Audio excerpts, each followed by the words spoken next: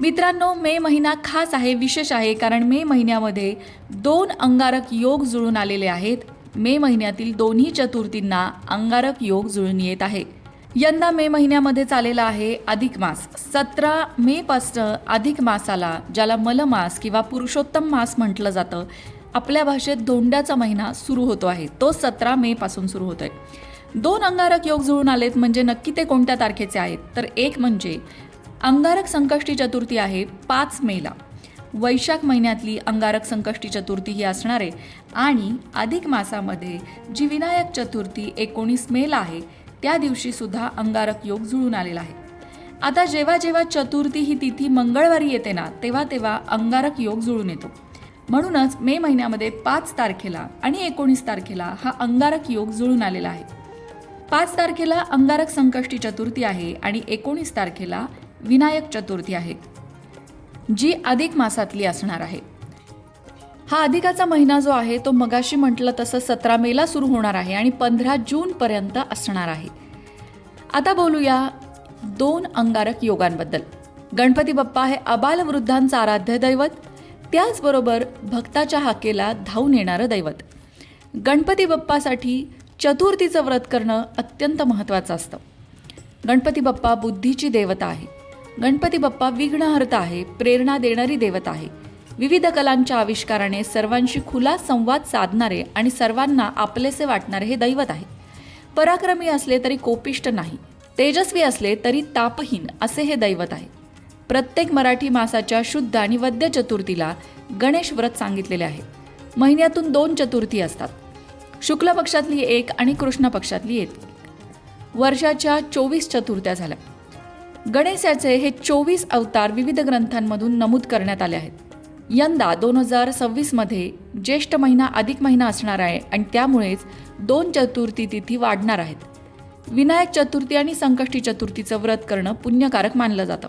कृष्ण पक्षात जी चतुर्थी येते त्याला संकष्टी चतुर्थी म्हणतात आणि शुक्ल पक्षात जी चतुर्थी येते त्याला विनायक चतुर्थी म्हणतात.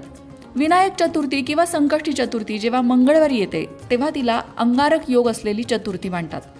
अंगारक म्हणजेच मंगळ, अशी चतुर्थी पुण्यप्रद मानली गेली आहे. याबाबत मुद्गल पुराणामध्ये तसंच गणेश पुराणामध्ये काही संदर्भ आढळून येतात. अंगारक म्हणजे मंगळ ग्रह, जो निखाऱ्यासारखा लाल भडक दिसतो. त्याने भारद्वाज ऋषींकडून गणेश मंत्र घेतला आणि गणरायाची उपासना केली. त्याच्या उपासनेवर प्रसन्न होऊन बाप्पाने त्याला आशीर्वाद दिला की माझ्या जन्माची तिथी चतुर्थी म्हणून मंगळवारी येणारी चतुर्थी तुझ्या नावाने अर्थात अंगारक चतुर्थी म्हणून ओळखली जाईल. अमंगळ समजल्या जाणाऱ्या मंगळ ग्रहाला ज्या वरद विनायकाने पावन केले, त्या विनायकाने आपलाही उद्धार करावा या हेतूने अंगारक चतुर्थीचं व्रत केलं जातं. वर्षभरातील सर्व चतुर्थीचं व्रत केल्याचं फळ या दिवशी मिळतं. शिवाय मंगळ ग्रहाची आणि खुद्द गणरायाची सुद्धा आपल्यावर कृपा होते. आता ज्यांना ज्यांना संकष्टी चतुर्थीचं व्रत सुरू करायचं आहे ना, म्हणजे उपवास सुरू करायचा ना, त्यांनी सगळ्यांनी 5 तारखेला अंगारक संकष्टी चतुर्थी आहे या दिवसापासून सुरू करावं. संकष्टी चतुर्थीचे उपवासच अंगारक संकष्टी चतुर्थीपासून सुरू होतात. म्हणजेच कृष्ण पक्षात जी चतुर्थी येते तिला संकष्टी चतुर्थी म्हणतो आणि ती मंगळवारी आली की तिला अंगारकी संकष्टी चतुर्थी म्हणतो. आणि प्रत्येक मराठी महिन्यातल्या शुक्ल पक्षात येणाऱ्या चतुर्थीला विनायक चतुर्थी असं म्हटलं जातं.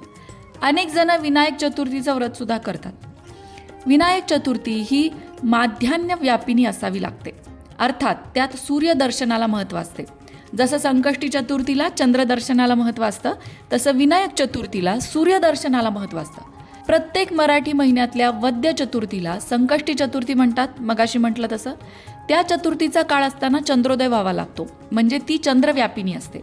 त्यात चंद्रदर्शनाला महत्त्व. हा दोन्ही चतुर्थींमधला मुख्य फरक आहे. आणि दोन्ही चतुर्थींमध्ये हा फरक असला तरी दोन्ही चतुर्थी जेव्हा जेव्हा मंगळवारी येतात तेव्हा तेव्हा अंगारक योग मात्र जुळून येतो आणि त्या दिवशी गणपती बाप्पाची पूजा करणं पुण्यदायी मानलं जातं. अंगारक योग वारंवार जुळून येत नाही. संपूर्ण वर्षात काहीच चतुर्थी तिथीला अंगारक योग जुळून येतो, जो मे महिन्यामध्ये 5 तारखेला वैशाख मासाची संकष्टी चतुर्थी असून जुळून आलाय आणि 19 मेला विनायक चतुर्थीच्या दिवशी सुद्धा अंगारक योग जुळून आलाय. आता अंगारक योग जुळून आल्यावर नक्की काय काय करावं? गणरायाला दुर्वा अवश्य अर्पण कराव्या. मनोभावे गणपती बाप्पाचं स्मरण, नामस्मरण, स्तोत्रपठण करावं. जास्वंदाची फुलं, मोदकांचा, लाडवांचा नैवेद्य गणपती बाप्पाला नक्की दाखवावा. गणपती अथर्वशीर्ष येत असल्यास 21 वेळा त्याची आवर्तनं करावी. म्हणता येत नसेल तर कमीत कमी ऐकावं. गणपती अथर्वशीर्ष येत नसेल तर श्रवण केलं तरीसुद्धा त्याचा लाभ होतो. आणि जर अथर्वशीर्ष येत नसेल तर आणखीन एक गोष्ट करू शकता, तो म्हणजे गणपती बाप्पाचा जो मंत्र आहे ओम गण गणपतये नमः, या मंत्राचा 108 वेळा जप करणं सुद्धा लाभदायी ठरतं. मग मंडळी, तुम्ही संकष्टी चतुर्थीचा उपवास करता की नाही? कमेंट बॉक्समध्ये नक्की लिहा. गणपती बाप्पा मोरया. मंडळी, वास्तुशास्त्र, ज्योतिषशास्त्र, अंकशास्त्र यासारख्या विषयांवर तुमच्या मनात काही शंका असतील तर त्या कमेंट बॉक्समध्ये नक्की विचारा. तुमच्या प्रश्नांची उत्तरं घेऊन येण्याचा प्रयत्न आम्ही नक्कीच करू. त्याचबरोबर आणखीन कोणत्या विषयांवरचे व्हिडिओ तुम्हाला ऐकायला आवडतील ते सुद्धा कमेंट करून सांगा. म्हणजे तुम्हाला हव्या असणाऱ्या विषयांवर सुद्धा व्हिडिओ घेऊन आम्ही येऊ. अशाच प्रकारच्या माहितीपूर्ण व्हिडिओंसाठी लोकमत भक्ती चॅनलला सबस्क्राईब करा आणि बेल आयकॉनवर सुद्धा क्लिक करा. म्हणजे आमच्या नवनवीन व्हिडिओचं नोटिफिकेशन तुम्हाला मिळत राहील. तसंच योग्य आध्यात्मिक मार्गदर्शनासाठी लोकमत भक्तीच्या फेसबुक पेजला फॉलो करायला विसरू नका.